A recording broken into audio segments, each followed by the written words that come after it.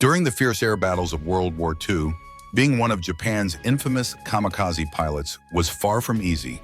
These young men were compelled and conditioned to make the ultimate sacrifice for Emperor Hirohito, embarking on deadly suicide missions. Today we'll explore the short, complex lives of Japan's kamikaze pilots. Japan's kamikaze forces are notorious for the devastation they inflicted on American fleets. Yet, there's a deeply human and tragic story behind their actions. Known as Tokotai in Japan, these forces were led by Vice Admiral Takejiro Onishi, who believed that using planes for suicide attacks was the only way to achieve any kind of victory. The idea gave birth to the Special Attack Forces, named after the legendary divine wind that once protected Japan from invasion. While some pilots enthusiastically volunteered, many did not.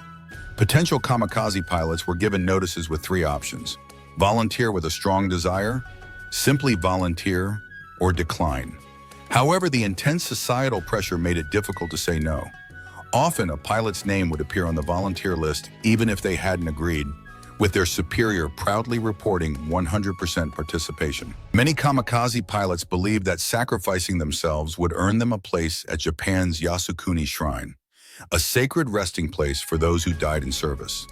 Their loyalty to Emperor Hirohito, seen as a living god under Japan's Shinto religion, meant they were expected to embrace death as true patriots. Serving in the Japanese military during World War II was harsh, with corporal punishment being rampant. Soldiers, including kamikaze pilots, often subjected to brutal beatings for the slightest infractions.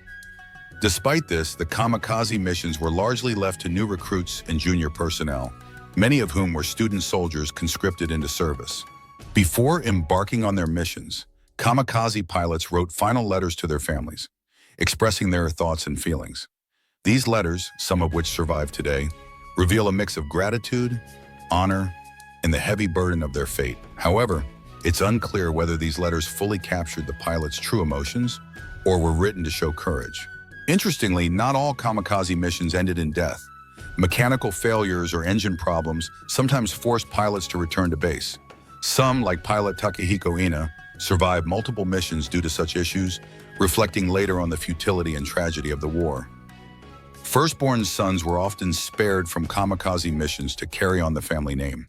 Second sons, like Okinawa native Paul Sanyaki Nakamura, bore the brunt of these deadly roles. Nakamura survived the war, later becoming an Anglican priest after discovering that many firstborn sons who stayed behind had perished. Before each mission, kamikaze pilots would participate in a ceremonial drink, often sake or water, as a final ritual. Surviving pilot Keiichi Kuwahara recalls how engine trouble saved him from death, but the guilt of survival haunted him for years. So, what would you do if faced with a similar situation? Let us know in the comments, and don't forget to check out more videos on our History That Made Us channel.